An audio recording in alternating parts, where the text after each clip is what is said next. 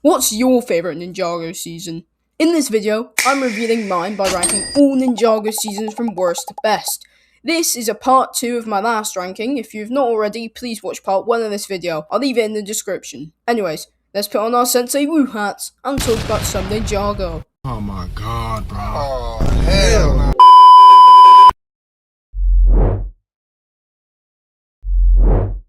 Now, before you guys click off and go watch some boring Tanafishi's video, at least let me explain. I'm not saying this season is bad whatsoever. Remember, there are 10 seasons ranked below this.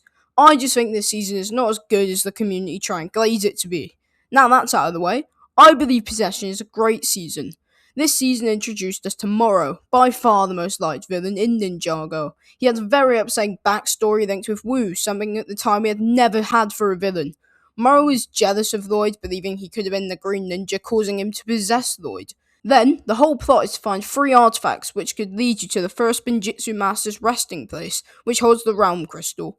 Moro wants the crystal to open up the Cursed Realm to unleash his master, the preeminent to Ninjago. The ninja want the crystal to stop him. That's the overall plot, and a very solid one, I'll say. The best ninja in this season is for sure Nia.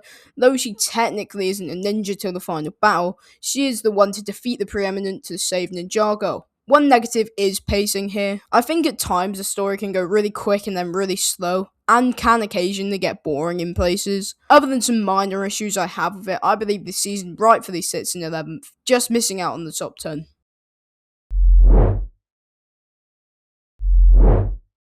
We're now in the top 10 seasons now. My season in the 10th spot is Crystallized. He put Crystallized over Possession. Never let this guy rank again.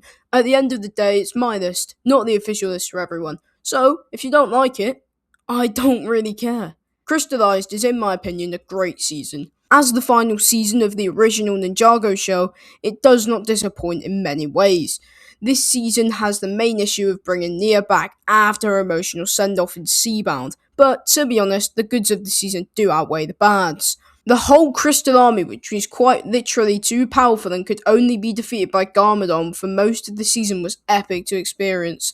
The Overlord was pretty decent, giving the fans some major answers, like him making the Devourer bite Garmadon to make him evil. Harumi being back is fine, but she's nowhere near her heights in Season 8 and 9. All of the ninja, especially Lloyd, are phenomenal this season with great character arcs. For the most part, the final battle was good, but the end with Lloyd and the Overlord was fine, I guess. I enjoy going back to this season and reliving what I thought when it came out. Overall, 10th is good for this season.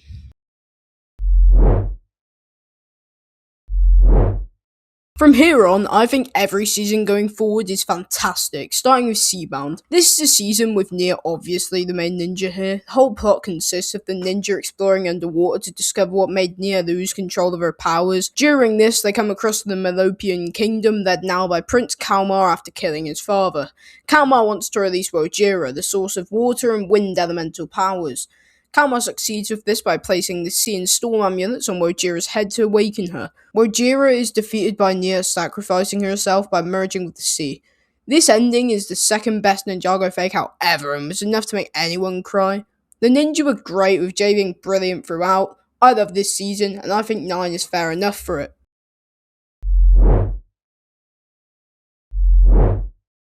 Skybound is the Marmite of Ninjago. Fans either love it or they hate it. I'm on the love it side here for Skybound. This is Jay's best season and it's not even close. This and Prime Empire are 2 of the most emotional and mature seasons of the entire show, which is an interesting contrast how Jay's usually funny and completely different when he's not a protagonist. The main villain here is Nadakon the Jin and his Sky Pirates. He plans to destroy Ninjago and put it in the sky so Jinjago can live on. Jay's arc this season is trying to get Nia to love him and be more than friends, which is emotionally bonding for the viewer. The other ninja are fine, but they are not the main stars this season. The ending of the season with Nadakon getting infinite wishes and turning Nia evil is so cool, but the emotion when Nia is poisoned with the Tiger Widow venom is heartbreaking. With Jay using his last wish being to reverse all the events of this season for Nia to fall in love with him is truly incredible storytelling. The reason this season doesn't make it any higher than 8th is because of the inappropriate behaviour throughout the season. Dareth in particular being sexist to Nia and shaming her for being a ninja is outright vile. Nadakon also does this, and it makes me question why the writers would do this sort of thing. Anyways, let's move on to number 7.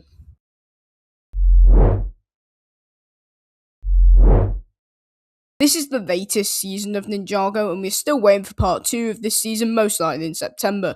This season is by far the best animation we've ever seen for Ninjago. Every fight scene is out of this world and keeps you glued to the screen. I don't know what they're feeding the writers here, but keep doing it. The story is all about Lloyd finding out the mantle and power of being the master of life. This was something we've always wanted throughout the show's history, and to get it explained as well as it was awesome to see. The main villain is Empress Beatrix, a character we have not seen and assumed she was dead since Dragons Rising Season 1. She wants to use the Weapon of Desolation to unleash an army of powerful elemental monsters to rule over Ninjago. Once she has the weapon, Lloyd's life powers being the source to everybody's inner peace causes all of the ninja to turn into Dracona's form and defeat Beatrix and the elemental monsters. As for the new ninja, there was not much of them to be honest, but in the time we saw them, they were great. Zane and Cole both became useful again, which makes me so happy to see. But most of all, Jay's memories have started returning, and it was so epic to see Kai and Lee's reaction, followed by the rest of the team later. My only negative is adding Euphrasia. Yes, she is a great character, but I do believe this series had too many ninja already, and now balancing screen time will be much harder. Anyways, this is a fantastic addition to Ninjago, and I can't wait for part 2.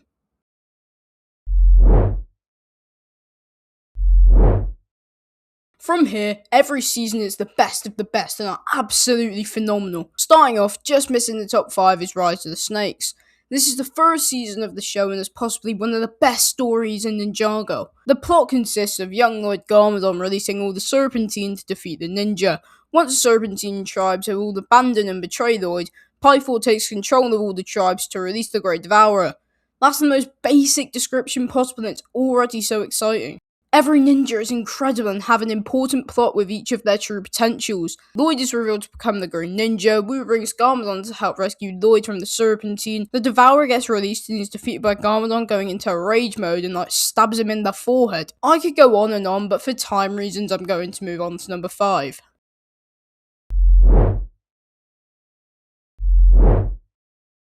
I love tournament of elements. This season introduced us to the tournament arc that Ninjago have done since in Dragons Rising Season 2. This season came off the back of Rebooted with all the ninja quitting after losing Zane, but they all get an invitation to Master Chen's Tournament of Elements.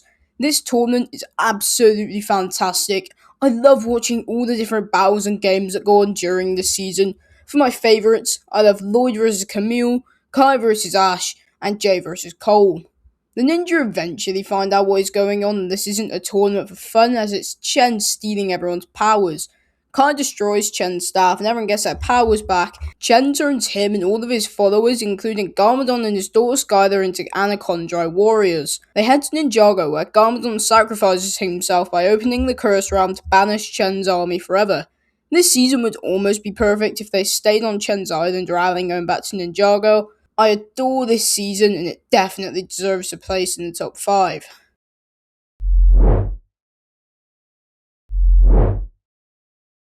Hunted was my favourite Ninjago season for such a long time and for good reason. I'm running out of words to express my love for these seasons, but you get the point. The idea of the ninja being split into different realms is an awesome idea that completely paid off. The 4 main ninja and young Wu were lost in the first round, fighting off Iron Baron and his dragon hunters. Lloyd and Nia gather a resistance to fight off the Sons of Garmadon after they annexed Ninjago City in Season 8. Ninja's arc in the first round was so fun to watch, especially Wu becoming wiser and also extremely funny at times. The main arc of the Resistance in the sea is one of Ninjago's best arcs, with Lloyd gaining the knowledge and courage to face his father again. If you don't know, the highest rated episode in Ninjago history is the final episode, Green Destiny, and with great reason. The final 10 minutes of that episode gave me goosebumps. Lloyd gained his powers back from a move his father taught him. This was cinema. This season is incredible and well deserving of a spot this high on the list.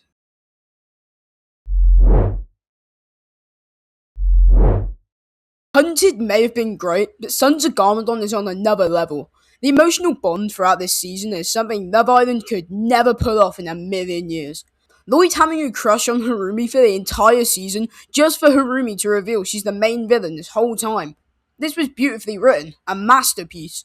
The Sons of Garmadon group are awesome and just funny while awfully intimidating at times. Like, come on, villains that ride bikes around the city and blow up palaces. Tell me that's not epic. The only masks are pretty cool, but obviously their purpose was to bring back Garmadon. And when Garmadon is brought back, he almost murders Lloyd, taking his powers to unlock his true potential, then almost murders the ninja. The guy was a menace, and the first time a season ended with the ninja defeated. Speaking of, when in the ninja not great, Jane Cole's dynamic was pretty funny, and I found all the ninja great. I'd love to make a video on this season to talk much more about it, but I'm going to move on.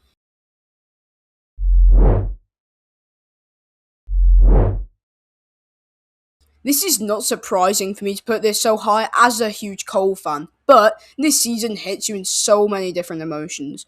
The season opens up on Cole's constant depression of losing his mother when he was younger. It's a very strong topic which always tears me up when looking back on it. The main plot is the ninja going to Shintaro to go visit Princess Vanya on her birthday.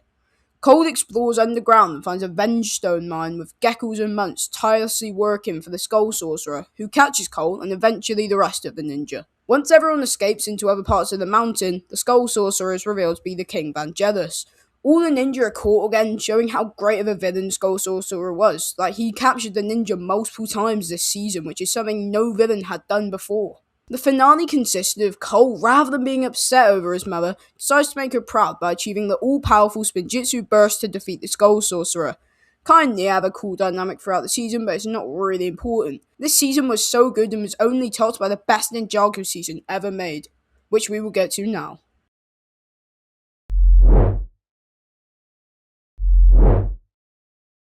Ninjago Dragon's Rising Season 2 is the greatest Ninjago season of all time. No, I'm not joking. Season 2 Part 1 is by far the best Ninjago media ever made, with the ninja fighting Raz's wolf army made of Feroxian magic.